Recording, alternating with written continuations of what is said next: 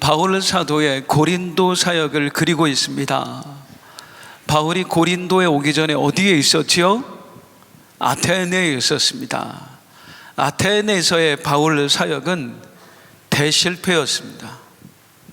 내가 너희에게 알게 하리라. 바울의 입에서 처음으로 내가가 튀어나왔어요.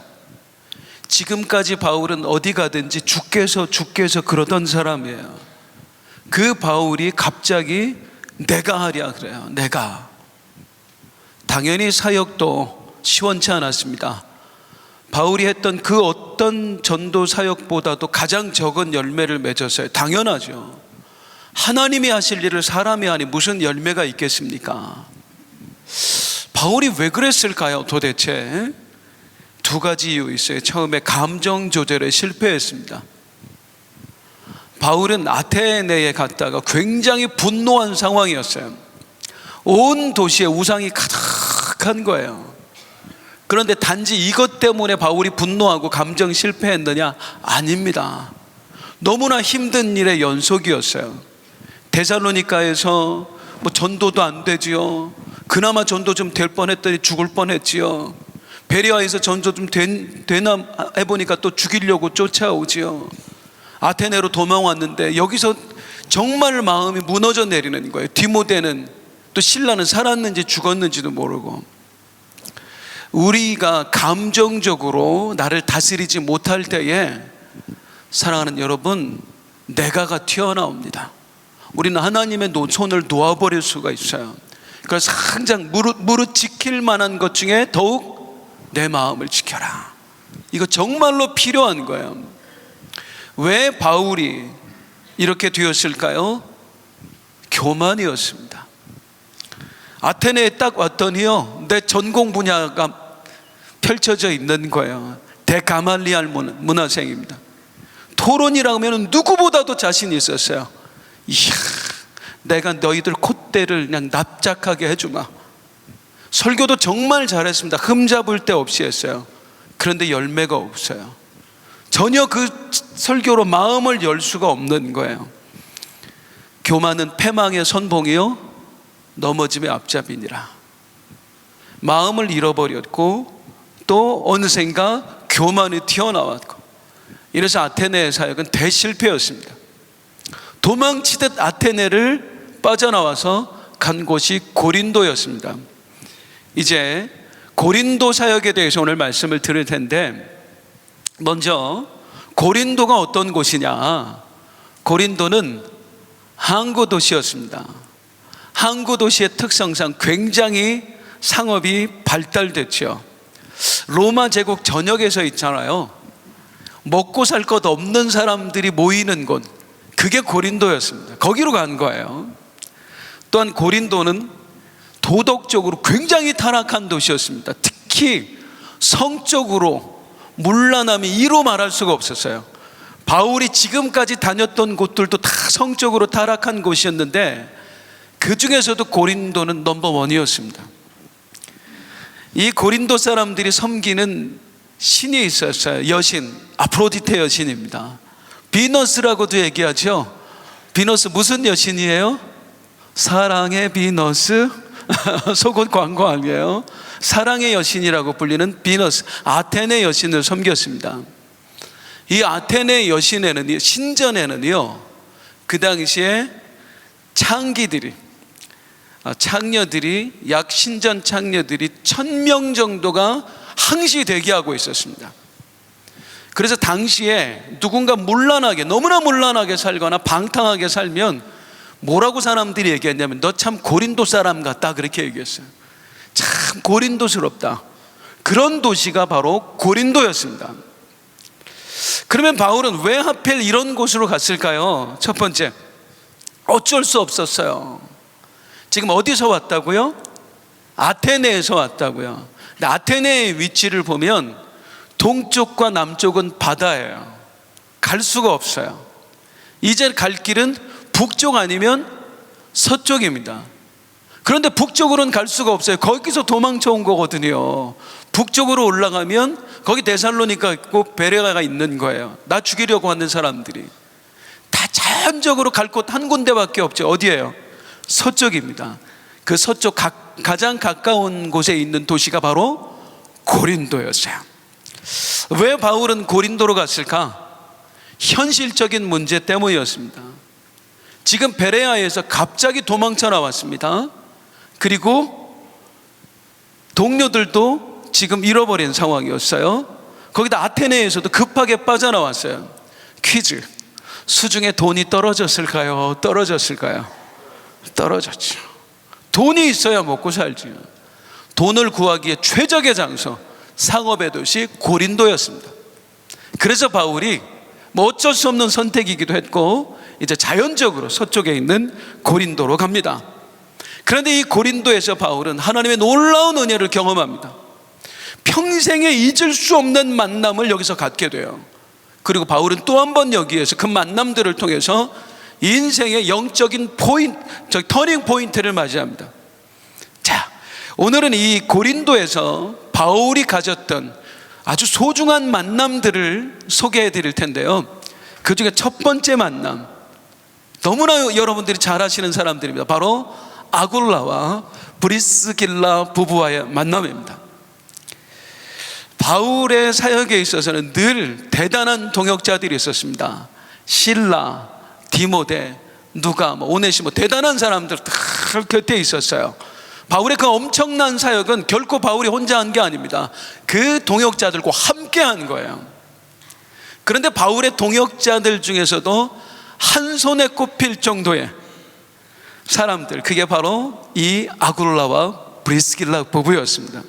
이 사람들에 대해서 바울이 하는 이야기가 있어요. 로마서에 보면 16장 3절 4절 한번 볼게요. 시작. 너희가 그리스도 예수 안에서 나의 동역자들인 브리스가와 아굴라에게 문안하라. 저희는 내 목숨을 위하여 자기의 목이라도 내어 놓았나니 나뿐 아니라 이방인의 모든 교회도 저희에게 감사하느니라. 나의 동역자, 이 브리스길라, 브리스가 로마식 발음이고 헬라 발음이고 이제 차이가 있어요. 같은 이름입니다. 그런데 뭐라고 표현하고 있어요? 저희는 내 목숨을 위하여 자기 목이라도 내어놓는 사람이다.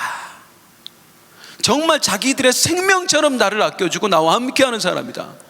이렇게 표현할 정도로 바울의 최측근으로, 바울의 최고 동역자로 활동했던 사람이 이들 부부예요. 전승에 의하면 이들은 실제로 바울을 위해서 목숨을 내놓습니다. 그래서 바울이 로마에서 목이 잘려서 순교할 때 그 옆에서 함께 바울을 지키다가 순교했던 사람들, 그들 부부가 바로 브리스길라, 아굴라 부부예요. 도대체 이 소중한 사람들을 바울이 어떻게 해서 만날 수 있게 되었을까요? 바울의 선교에 있어서 아주 중요한 특징이 있습니다. 바울은 어디를 가든지 자비량 선교를 원칙으로 했습니다. 선교비를 받아서 하기보다는 늘 스스로 돈을 벌면서 선교 사역을 했어요. 그렇다고 해서 바울이 누가 선교비를 주는데 그것까지 다 거절하진 않았습니다. 선교비를 주면 받았어요. 그리고 적극적으로 그 선교비를 하나님 나라 확장에 썼습니다.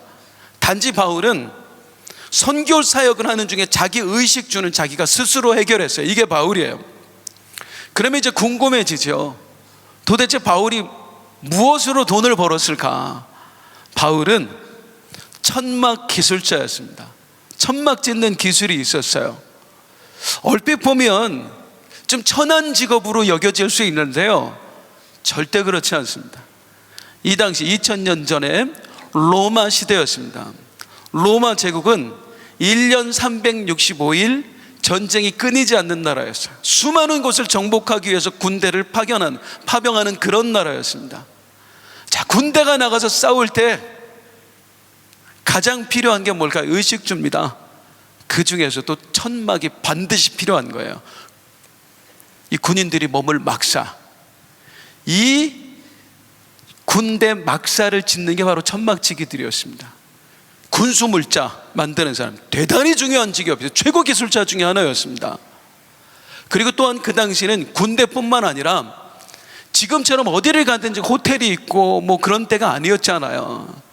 그러니까 사람들이 기차도 없지요, 차도 없지요. 어디 한 군데를 가면은 많게는 몇십일, 아니 몇 달씩이라도 걸어서 가는 거예요. 가는데 늘 호텔을 만나는 게 아니니까 사실은 마을에서 머물기보다는 중간중간에 노숙을 하는 경우가 훨씬 더 많았습니다. 그때 꼭 필요한 게 뭐였어요? 천막이었습니다. 텐트였어요. 그러니까 이 천막 짓는 직업은 아까도 말씀드렸듯이 굉장히 고급 직업이었습니다. 아마도 바울의 부모가 천막 기술자였고 자연적으로 익힌 것 같아요. 바울이 어떻게 로마 시민권을 나면서부터 가졌을까? 이 기술 때문이었을 확률이 매우 높습니다. 부모가 천막 기술자였기 때문에, 굉장히 고급 기술을 가졌기 때문에 로마 시민권을 획득했을 거예요. 어쨌든 자연스럽게 부모로부터 그 천막 짓는 기술을 습득을 하게 됐고, 그걸로 이제 가는 곳마다 돈을 벌면서 선교 사역을 감당을 했어요. 자, 이제 돈이 다 떨어졌잖아요. 그러니까 이제 고린도에 와서 가장 먼저 어디로 갔을까요? 시장으로 갔습니다. 지난주에 잠깐 말씀드렸는데 혹시 기억나세요? 로마의 시장 뭐라고 부른다고요? 따라서 하겠습니다. 아고라예요. 아고라 광장이기도 하고 시장이기도 합니다. 이제 거기로 가는 거예요. 그러다가 이 시장에서 일자리를 구하다, 알바자리를 구하다가 한 부부를 만나게 됩니다. 자, 보겠습니다. 사도행전 18장 2절에서 3절입니다. 시작. 아굴라라는 본도에서 난 유대인 한 사람을 만나니 글라우디오가 모든 유대인을 명하여 로마에서 떠나라는 고로 그가 그 안에 브리스길라와 함께 이달리아로부터 새로 온지라 바울이 그들에게 감해 생업이 같음으로 함께 살며 일을 하니 그 생업은 청막을 만드는 것이더라. 바울이 가서 이제 자기가 알바를 해야 되니까 천막 치는 일을 하는 그 가게로 찾아갔을 거 아니에요. 거기에 이제 주인 부부가 있는데 이 사람들이 브리스길라와 아굴라와 브리스길라 부부였어요. 본도라고 하는 거예요. 이제 튀르키예 지역에 있는 한 주입니다. 거기에 이제 원래 고향이 거기 사람인데 이 사람들이 남편은 유대인, 그리고 아내는 헬라 사람이었어요. 그런데 로마에서 이제 터를 잡고 살았습니다. 고급 기술이었으니까 잘 살았겠죠. 그렇다가 황제 글라우디오가 모든 유대인을 로마에서 추방해 버립니다. 그런 일이 왜 생겼느냐면 이 당시에 이제 첨예하게 유대인들이 로마 사람들하고 부딪힌 일이 있었는데 그게 바로 황제 숭배였어요. 황제를 숭배하게 하는데 우리나라 신사 참배하듯이 유대인들은 그걸 거부하는 거예요. 뭐 기독교인은 아니든 상관없습니다. 유대인들은 오직 하나님은 한 분밖에 없다. 그래서 황제한테 절을 하지 않는 거예요. 숭배하지 않는 거예요. 화가 난 글라우디오 황제가 로마에 살고 있는 모든 유대인들을 다 추방해 버렸어요. 그래서 로마에서 살다가 자기의 모든 터전을 잃어버리고 이 고린도까지 흘러온 겁니다. 아까 말씀드렸죠. 고린도는 로마에서 먹고 살 것 없는 사람들이 가는 곳이라고요. 그래서 이제 고린도까지 오게 된 거예요. 그리고 바울이 지금 일자리를 구하다가 이 사람들을 찾아와서 만나게 되었는데 이 만남이 훗날 어떤 결과를 가져오느냐. 아굴라와 브리스길라 부부는요, 바울에게 있어서 최고의 동역자일 뿐만 아니라 초대교회 최고의 지도자가 됩니다. 사실 우리가 이제 저도 지금 그러는데 아굴라 브리스길라 했다가 브리스길라 아굴라 이렇게 하지요. 나중에 성경에 보면은 브리스길라 아내의 이름이 먼저 나옵니다. 왜 그럴까요? 아내의 영향력이 나중에는 더 커졌기 때문이에요. 학자들은 이 브리스길라를 최초의 여성 장로로 봅니다. 그 정도로 대단한 사람이었어요. 또 신약 성경 중에서 저자를 알 수 없는 성경이 하나 있어요. 그게 뭐죠? 히브리서일까요? 히브리서는 누가 썼는지를 알 수가 없어요. 그래서 학자들이 아마 이 사람이 썼을 거다 하면서 이제 바울을 제외한 3명의 후보를 내세우는데 그 3명의 후보가 누구냐면 바나바, 그리고 아볼로, 마지막 하나가 누굴까요? 브리스길라입니다. 그 정도로 브리스길라는 초대교회의 탁월한 성경 교사였습니다. 그런 사람을 지금 여기서 만나게 되는 거예요. 고린도 시장에서요. 바울이 이런 사람을 만난다, 찾으려고 해도 그게 쉬운 일이 아닐 거예요. 공고를 내도 못 만날 만한 그런 만남입니다. 그런데 어떻게 만났어요? 우연히 만났어요. 그리고 또 도망치듯 어쩔 수 없이 가게 된 고린도에서 이 소중한 사람들을 만나게 된 거예요. 묻겠습니다. 우연히 되어진 일일까요?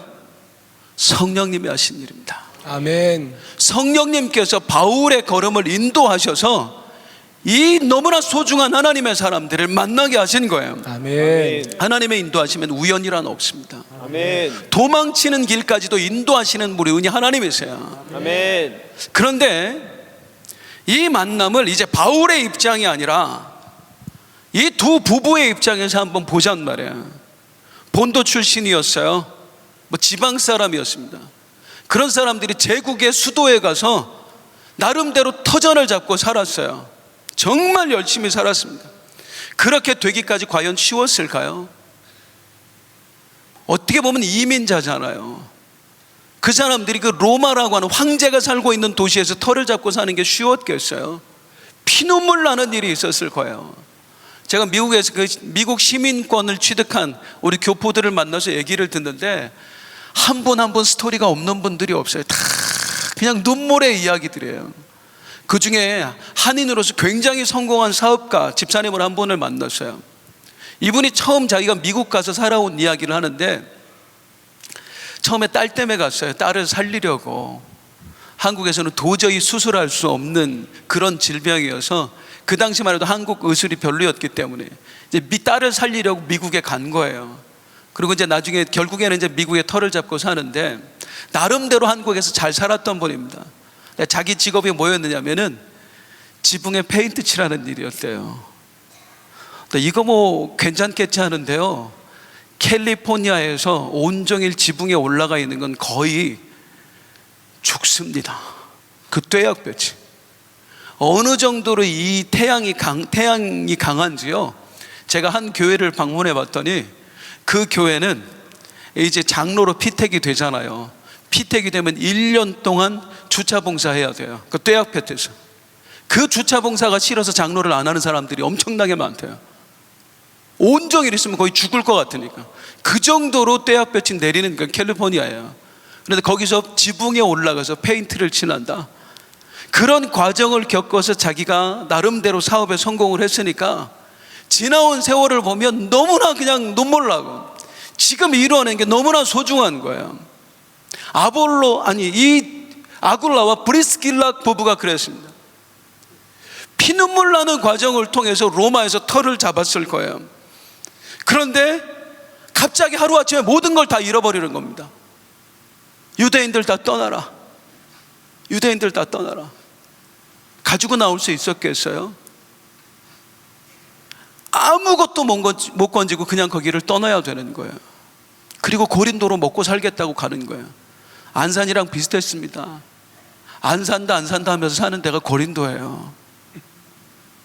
고린도까지 갔으면 막장 인생인 거예요. 로마에 있던 가게에 비해서 고린도에서 얻었던 가게는 어쩌면 반의 반도 안 됐을 거예요. 단골도 없어요. 그냥 맨주먹에서 시작해. 내가 어쩌다 이렇게 됐지? 하루하루가 원통하고 너무나 분했을 겁니다. 매일 로마에 있는 가게가 생각났을 거고 매일 로마에 내가 사놓은 그 아파트가 생각이 났을 거예요. 그런데 여기서 바울이라는 사람을 만나는 거예요. 그에게 복음을 듣고 하나님의 사람이 되는 거예요. 그리고 초대교회 최고 지도자가 되어서 수많은 영혼들을 하나님 앞에 인도하는 그런 역할을 감당하게 됩니다. 사랑하는 성도님들, 이 일이 과연 우연이 되어졌을까요? 바울에게도 이들 부부와의 만남이 하나님의 인도하심이었듯이 믿으시기 바랍니다. 이들 부부에게도 바울과의 만남이 하나님의 인도하심이었습니다. 아멘. 그렇게 생각할 때에 돌아보니까 뭐예요? 내 지나온 세월이 다 하나님의 인도하심이었고 아멘. 하나님의 은혜였던 거예요. 아멘. 하루아침에 모든 걸 다 놓고 와야 됐는데, 그때는 너무나 분하고 너무나 원통했는데, 내가 도대체 어떻게 살아야 하나 싶었는데 돌아보니까 은혜예요. 그냥 그거 다 쥐고 로마에 살았으면 어쩌면 떵떵거리고 살았을 겁니다. 남부럽지 않게는 살았을 거예요. 그런데 그것 말고 뭐가 있어요? 나중에 하나님 앞에 가서 내놓을 게 뭐가 있느냐고요. 그런데 인생이 완전히 바뀌어져 버렸습니다. 다 잃어버린 줄 알았는데 나중에 하나님 앞에 가서 내가 내놓을 것 있는 인생으로 바뀌어져 버린 거예요. 그제서야 깨닫는 거, 잃어버린 것도 은혜였구나. 우리의 인생이 그래요. 이 안산이라는 곳에 어쩌면 이 아굴라와 브리스길라 부부 같은 그런 사연을 가지고 오신 분들 계실 줄로 압니다. 그런데 어쩌다 보니 내가 주님을 만났고 안산 빛나교회를 만났고 복음에 깊이 들어가게 됐고 이제는 하나님 없이 살 수 없는 사람이 되었고 하나님 나라의 부활을 쌓아가고 있고, 이 모든 과정이 우연이 되었을까요? 하나님이 하신 일입니다. 아멘. 그리고 이 모든 과정 은혜인 줄로 믿습니다. 아멘. 우리 옆에 분에게 함께 인사하십니다. 하나님 안에서는 잃어버린 것도 은혜입니다. 잃어버린 것도 은혜입니다. 잃어버린 것도 은혜예요. 자, 처음 이 고린도에서 만난 소중한 만남, 누구와의 만남? 아굴라 브리스길라 부부. 이제 바울이 고린도에서 만난 소중한 만남, 두 번째 만남을 소개해 드리겠습니다. 그 만남은 뭐냐면 헤어졌던 실라와 디모데를 다시 만난 것입니다. 바울이 베레아에서 도망칠 때 이들과 헤어졌었죠. 그런 저들을 지금 바울이 다시 만난 겁니다. 아니 그런데 뭐 어차피 같이 사역하던 사람들인데 헤어졌다가 다시 만난 걸 뭐 소중한 만남이라고까지 얘기합니까? 이유가 있습니다. 바울이 이 두 사람을 다시 만난 이후에 이런 일이 생깁니다. 자, 사도행전 18장 5절 말씀 같이 한번 볼게요. 시작.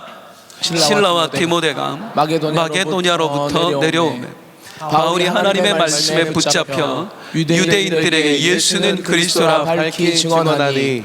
실라와 디모데가 이제 마게도냐는 데살로니가, 빌립보 뭐 그 지역 말이에요. 거기서 온 겁니다.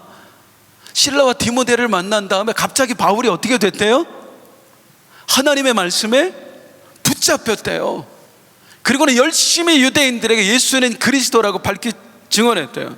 아니 이거 늘 바울이 하던 일 아닙니까? 왜 갑자기 새삼스러운 일인 것처럼 소개를 하고 있죠? 사실요, 바울이 고린도에 왔을 때 실라와 디모데가 오기 전까지는 굉장히 의욕상실의 상태였습니다. 완전히 번아웃이었어요. 보세요, 데살로니가에서 죽을 뻔했죠. 유대인들이 깡패 동원해서 베레아까지 쫓아왔죠. 그래서 베레아에서 야반도주에서 지금 배 타고 아테네까지 왔죠.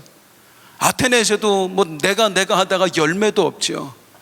수중에 돈 다 떨어져 가지고 지금 고린도까지 왔죠. 그런데 그 과정 중에 바울에게 계속 상처를 줬던 사람들이 누구예요? 유대인들이에요. 유대인들이 죽이려고 하죠. 유대인들이 복음을 방해하죠. 거부하죠. 그러니까 이제 고린도에 와서도 회당으로 찾아갑니다. 늘 했던 것처럼. 그런데 예전처럼 자신이 없는 거예요. 예전에는 강단에 딱 서면 자신 있게 말씀이 선포가 됐어요. 그런데 유대인들 눈빛도 보기가 어려운 거예요. 유대인 트라우마가 생긴 겁니다. 겁이 나기 시작을 했습니다. 도무지 힘이 안 들어가요. 어떻게 말씀을 전해야 될지 모르겠어요. 그때 실라와 디모데가 온 거예요. 이 실라와 디모데가 올 때 그냥 왔느냐? 아니면 기쁜 소식을 가지고 옵니다. 바울에게 힘주는 소식. 데살로니가 3장, 전서 3장 6절에서 7절 보면 이제 바울이 그때의 이야기를 해요. 시작. 지금은 디모데가 너희에게로부터 와서 너희 믿음과 사랑의 기쁜 소식을 우리에게 전하고 또 너희가 항상 우리를 잘 생각하여 우리가 너희를 간절히 보고자 함과 같이 너희도 우리를 간절히 보고자 한다니 이러므로 형제들아 우리가 모든 궁핍과 환난 가운데서 너희 믿음으로 말미암아 너희에게 위로를 받았노라. 너희 믿음으로 말미암아 뭐를 받았더라? 위로를 받았노라. 너무 힘들어요. 유대인들 얼굴도 보기가 힘들어. 자신이 안 생겨. 아무리 부르짖어도 열매가 없어. 그런데 실라와 디모데가 가져온 소식이 뭐예요? 지금 데살로니가 교회 성도들이요, 너무나 믿음 생활을 잘하고 있습니다. 정말 하나님 사랑하면서 예수 잘 믿고 있습니다. 지금까지 계속 마음에 걸렸거든요. 그 사람들 두고 도망 나온 게 마음에 걸렸어요. 행여나 핍박은 당하지 않을까? 예수님을 다시 부인하게 되어진 않았을까? 그런데 그들이 믿음을 지키고 있대요. 잘 믿고 있대요. 여기 위로가 되는 거야. 내 사역이 헛되지 않았구나. 결코 헛되지 않았구나. 용기가 생기는 거예요. 그리고 바울이 위로를 받은 게 또 하나 있는데, 이 디모데와 실라가 올 때 가지고 온 게 또 하나 있습니다. 기쁜 소식 말고 뭘 가져오느냐면요, 바로 데살로니가 교회 성도들이 보낸 선교 헌금이었습니다. 나중에 바울이 이 고린도 교회 성도들에게 하는 말이 있어요. 이 데살로니가 성도들을 소개하면서 시작. 또 내가 너희와 함께 있을 때 비용이 부족하였으되 아무에게도 누를 끼치지 아니하였음은 마게도냐에서 온 형제들이 나의 부족한 것을 보충하였음이라. 고린도에 살 때 바울은 비용이 없었어요. 돈이 수중에 굉장히 힘든 상태였습니다. 뭐 아굴라 브리스길라 부부 있잖아요. 걔네들도 자리를 못 잡았잖아요. 거기에 군식구 하나 더 붙은 거 아니잖아요. 너무 힘든 거예요. 그런데 끝까지 사람들한테 손발을 내지 않았어요. 고린도 사람들 돈만 아는 사람들이잖아요. 그 사람들한테 돈 얘기했다가는 복음도 안 받아들일까 봐 돈 얘기조차 못하는 거예요. 그리고 소가리만 하는 거예요. 너무 힘들어서 그때 선교원검이 온 겁니다. 뭐가 느껴졌죠? 하나님께서 나를 보고 계시는구나. 고린도에 와서 그냥 방치된 줄 알았고 하나님이 나를 안 도와주시는 줄 알았는데 하나님이 나를 보고 계시는구나. 아멘. 하나님이 나와 함께 하시는구나. 아멘. 그래서 어떻게 했대요? 하나님 말씀에 붙잡혀서 용기가 생겨서 다시 힘있게 하나님의 복음을 전하는 거예요. 아멘. 그런데 이렇게 다시 힘있게 전한 복음 유대인들이 안 받아들였을까요? 안 받아들였을까요? 또 안 받아들여요. 또 거부하는 겁니다. 그래서 바울이 어떻게 하느냐, 이제 바울 좀 한번 보세요. 바울이 어떤 사람인지. 이제 6절, 오늘 본문 6절입니다. 시작. 그들이 대적하여 비방하거늘 바울이 옷을 털면서 이르되 너희 피가 너희 머리로 돌아갈 것이요 나는 깨끗하니라. 이후에는 이방인에게로 가리라 하고. 바울이 어떻게 했대요? 옷을 털었대요. 이거 유대인들이 자주 하는 의식입니다. 어떤 의미가 있느냐면은 두 가지인데, 하나는요 저주하는 거예요. 하나님께서 이 먼지를 털어버리듯이 너희들의 영혼을 털어버릴 것이다. 느헤미야서에 나오는 이야기예요. 지금 저주의 내용이 있습니다. 하나님이 너희를 털어버리실 것이다. 너희 버릴 거야 하나님이. 그리고 또 하나는 뭐냐면은요 이거예요. 나는 책임 없어. 그거예요. 여기 보면 뭐라고 해요? 너희 피가 너희 머리로 돌아갈 것이야. 너희가 지금 복음을 거부했는데 그래서 너희가 구원을 못 받게 되는데 결국엔 너희가 지옥에 갈게 될 건데 너희 책임이다. 너희 책임이다. 나는 깨끗하니라. 나는 책임 없다. 나는 먼지 한 톨만큼의 책임도 없다. 이제 그 얘기예요. 그러면서 뭐라고 얘기합니까? 이후에는 이방인에게로 가리라. 시작. 이후에는 이방인에게로 가리라 하고. 여기에 이렇게 아주 고상하게 쓰여져 있어서 그렇죠. 이거 무슨 말이냐면 나 다시는 너희 유대인 놈들한테 복음 안 전한다. 다시는 내가 너희들한테 안 전한다. 바울이 뭐라고 얘기했어요? 내 동족에게 복음을 전하기 위해서 나는 지옥 가도 좋다라고 얘기했던 사람이 나 다시는 내가 니놈들한테 복음 전하라 봐라. 나는 이제 이방인에게로 갈 거라. 그리고 회당을 뛰쳐나가요. 한번 따라하겠습니다. 은혜는 은혜고 은혜는 은혜고 성질은 성질이고 성질은 성질이고. 이게 바울입니다. 사실 바울은요 성질은 정말 못됐습니다. 바울이 어떤 지파라고 말씀드렸죠? 베냐민 지파. 창세기에 보면 베냐민 지파에서 대해서 나오죠. 베냐민은 물어뜯는 일이라 싸움닭입니다. 바울 가는 데마다 싸워요. 그 성질 때문에. 바나바랑 싸웠죠. 갈라디아서에 보면은 베드로하고도 싸웁니다. 무려 베드로하고. 바울 따위가 그 당시로 보면은 아테네에서 철학자들하고 싸우고, 지금 여기서 이제 고린도에 와서 유대인들하고 또 싸우는 거야. 내가 니놈들한테 다시는 복음 전하나 봐라 이 자식들아. 다 지옥 가. 내 책임 없어. 니들 책임이다. 그리고 이제 이 회당을 뛰쳐나온 바울이 어떻게 하느냐. 바울이라는 사람 한번 보세요. 어떤 사람인지. 시작. 거기서 옮겨 하나님을 경외하는 디도 유스라라 하는 사람의 집에 들어가니 그 집은 회당 옆이라. 이제 사도행전 계속 보니까 아시겠죠? 하나님을 경외하는 사람이 무슨 뜻이에요? 이방인 중에 하나님을 믿는 사람이에요. 디도 유스도라고 하는 이방인 신자가 있었어요. 근데 바울 좀 보세요. 내가 유대인 니놈들한테 다시는 복음 안 전한다 그러고 어디로 가요? 회당 바로 옆집으로 가요. 이거 무슨 신부입니까? 회당 바로 옆집에 가서 거기에서 이방인들한테만 복음 전하는 거예요. 이방인들한테만. 이야, 소갈머리가 이렇습니다. 이런 사람 쓰신 거예요. 하나님이 저 같은 사람 쓰시는 거예요. 이렇게 부족한 사람들, 우리 같은 사람 쓰시는 거예요. 잘나서 쓰시는 게 절대로 아닙니다. 부족한데 하나님이 우리를 사용해 주시는 거예요. 그래서 평생에 하나님의 일하면서 내가가 없어야 됩니다. 내가가 없어요. 써주시니까 내가 쓰임받는 거지 내 자격으로 쓰임받는 게 아닙니다. 자, 그래서 이제 그 승질머리대로 회당 바로 옆에 가서 이방인들한테만 복음 전하는데요, 그때 일어나는 일 한번 보십시오. 우리 하나님의 솜씨를 보세요. 8절 같이 읽겠습니다. 시작. 또 회장단 그리스도가 온 지방과 더불어 주를 믿으며 수많은 고린도 사람도 듣고 믿어 세례를 받더라. 누가 믿어요? 회당장이 믿었어요. 회당장이면 유대인일까요? 유대인일까요? 당연히 유대인입니다. 유대인 아니고 무슨 회당장이 되겠어요? 아니, 이방인들한테만 복음 전하겠다고, 유대인 놈들한테 복음 안 전하겠다고 일부러 지금 속썩이려고 바로 옆집 가서 복음 전하는데 회당장이 예수 믿어요. 누가 하신 일이죠? 하나님이 하시는 거야. 지금까지의 사역을 한번 보세요. 바울이 한 게 아니에요.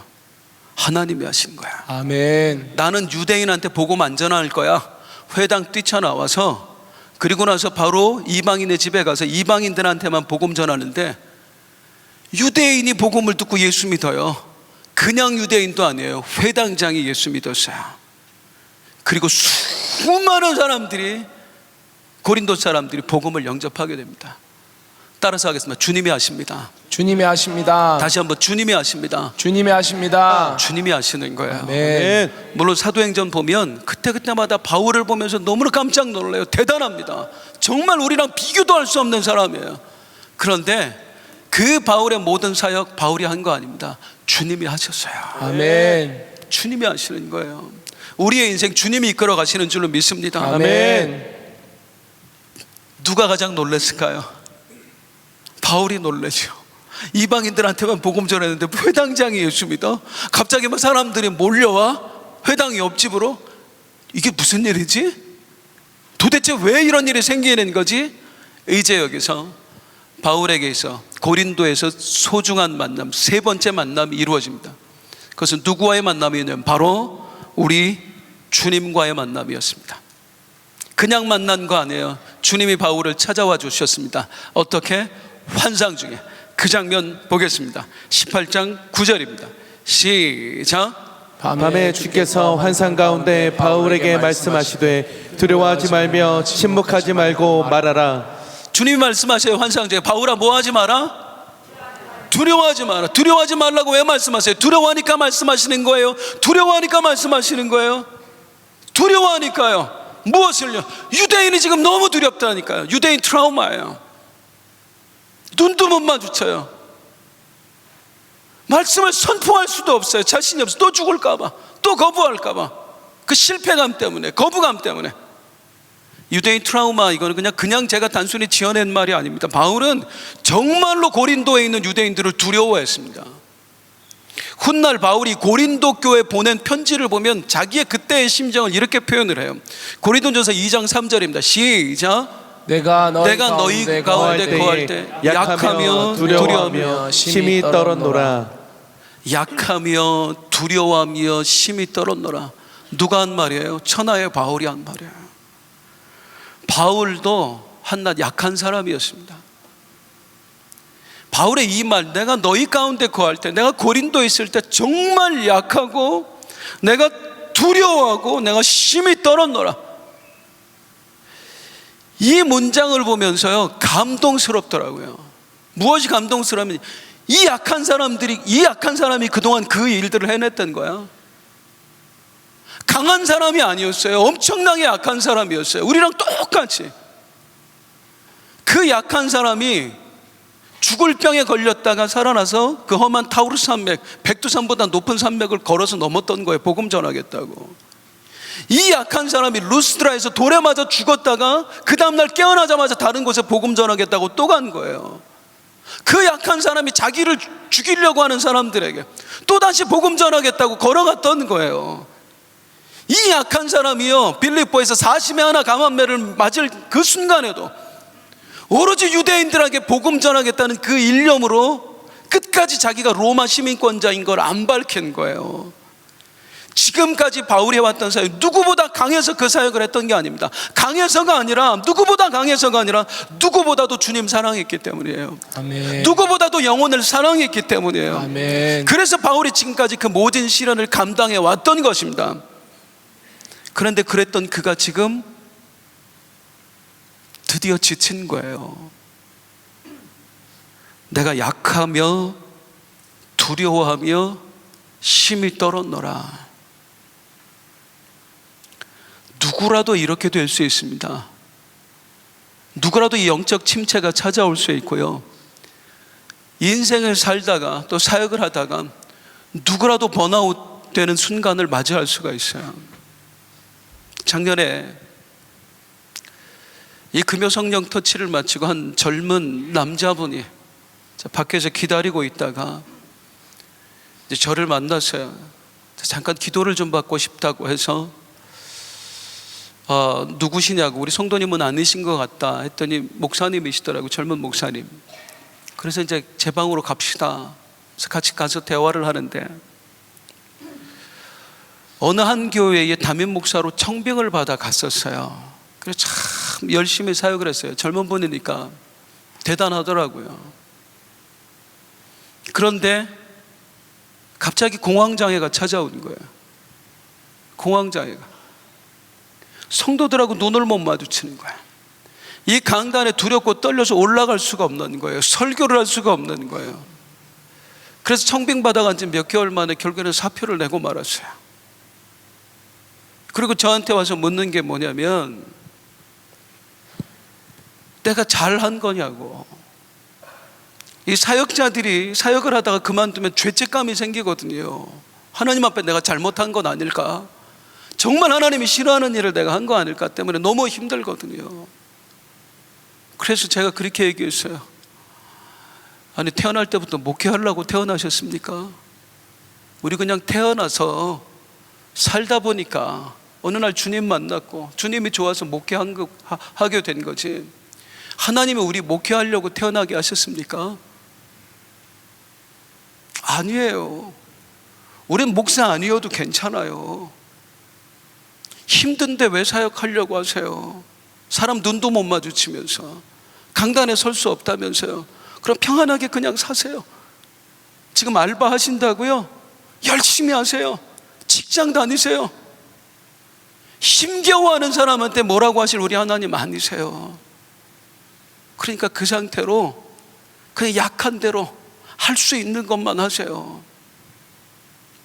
누구라도 약해질 수 있고요, 누구라도 침체에 빠질 수 있어요. 목사도 그래요. 아니, 심지어 바울 같은 사람도 그런다니까요. 내가 약하며 두려워하며 심히 떨었노라. 그런데 이 약하고 두려워하고 심히 떠는 바울에게 주님이 찾아와 주신 거예요. 아멘. 그리고 아까 했던 말씀 연이어서 이제 9절과 10절을 같이 한번 보겠습니다. 우리 주님이 뭐라고 하실까요? 책망하지 않으셨어요. 시작. 밤에 주께서 환상 가운데 바울에게 말씀하시되 두려워하지 말며 침묵하지 말고 말하라.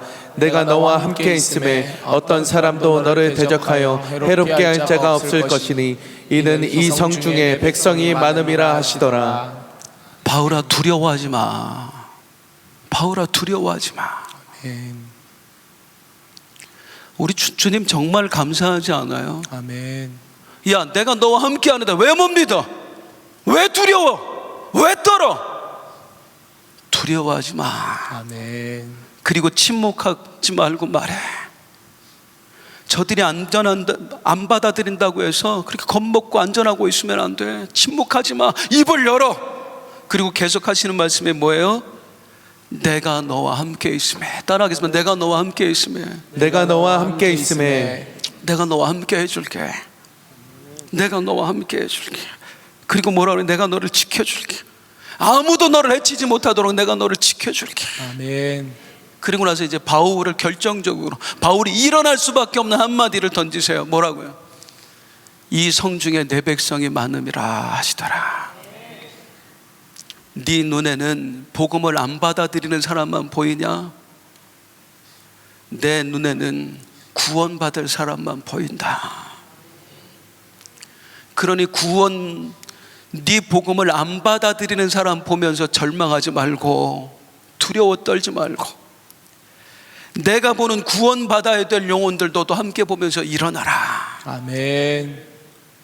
일어나라. 언젠가 우리 원로 목사님께서 그런 말씀을 하셨어요. 이제 우리 부교육자들이 함께 목사님하고 대화를 하던 중에, 오래전이에요. 뭘 물어봤냐면, 목사님 설교를 이렇게 강단에서 하다 보면 정말 표정이 안 좋은 분들이 있습니다. 이렇게 안 받아들이고 막 거부하고 그런 표정을 지으면서 막 설교 듣는 분들이 있어요. 오늘은 없어요, 우리 교회는. 목사님 그럴 때 어떡합니까? 너무 힘듭니다. 그러니까 유재명 목사님 그때 하신 말씀이 뭐냐면, 뭐하러 쳐다봐? 열심히 듣는 사람만 보고 해. 그래야 힘이 나. 그래서 유재명 목사님 설교하실 때 보면은요, 아멘 잘하는 사람만 계속 보세요.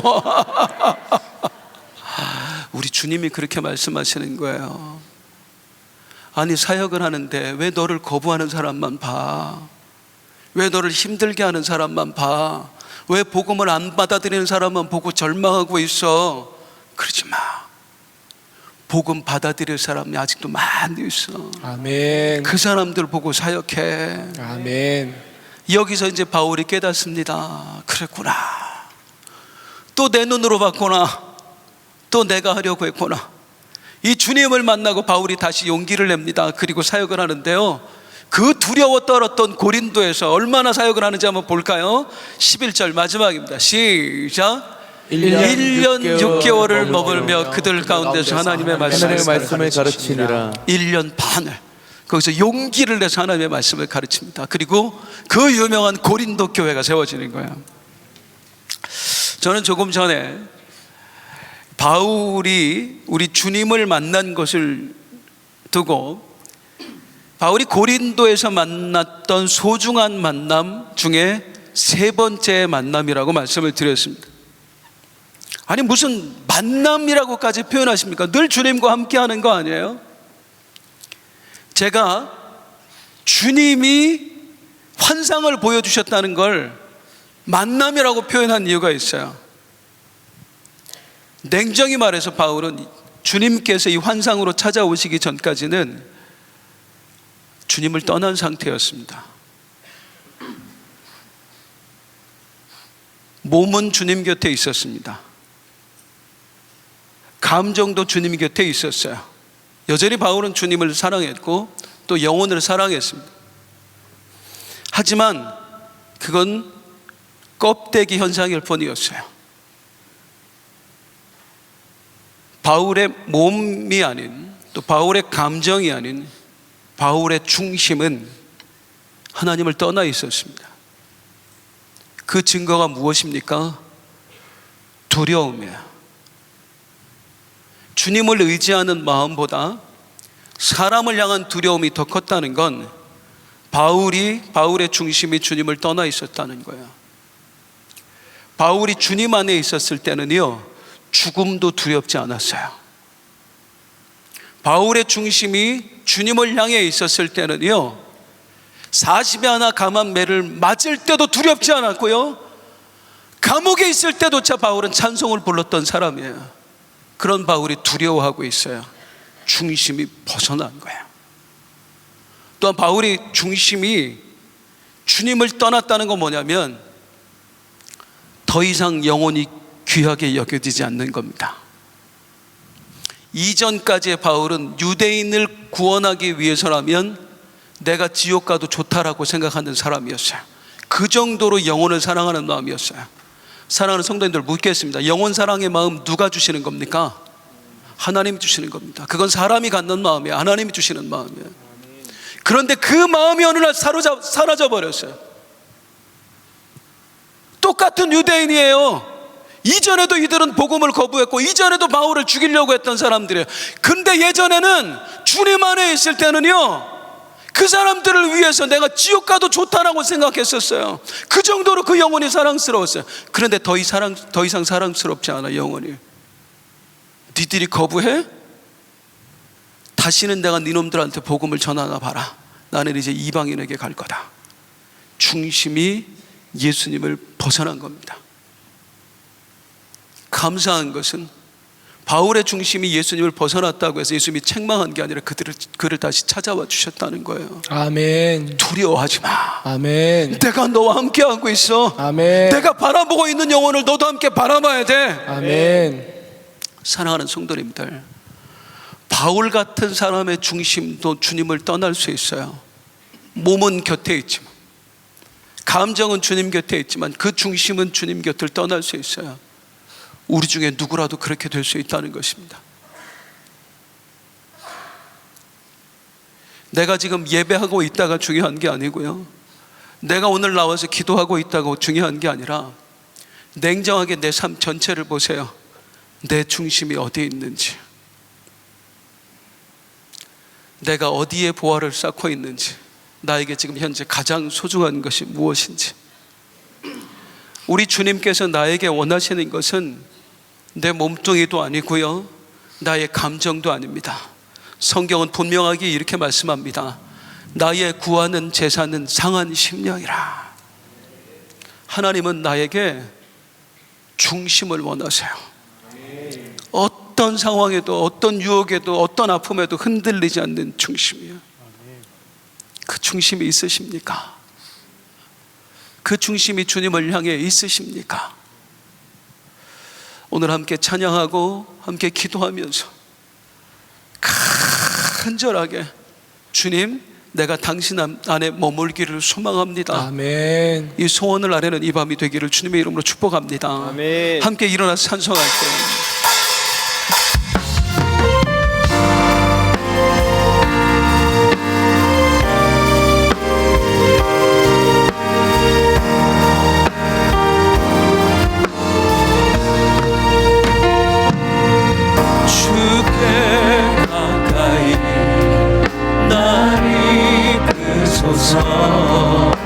간절히 주님만을 원합니다. 채워주소서. 주의 사랑은 진정한 찬양 드릴 수 있도록 주께 가까이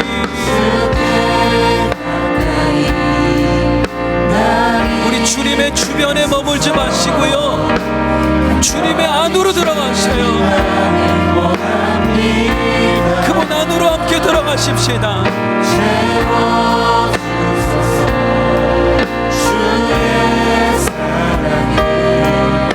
진정한 찬양 드릴 수 있도록 다시 한번 주께 가까이, 주께 가까이 날 이끄소서. 간절히 주님만을 원합니다. 채워주소서. 주의 사랑을 진정한 찬양 드릴 수 있도록 목마른 나의 영혼 주님을 목말라, 주님만 목말라 주소서. 주님만을 원합니다. 더 원합니다. 나의 맘맞춰 주소서. 주께 가까이 날 이끄소서. 간절히 주님만을 원합니다. 채워주소서. 주의 사랑을 진정한 찬양 드릴 수 있도록 한 번 더 함께 주께 가까이. 하나님 안으로 나를 이끄소서. 가장 중심으로 주님만을 원합니다. 채워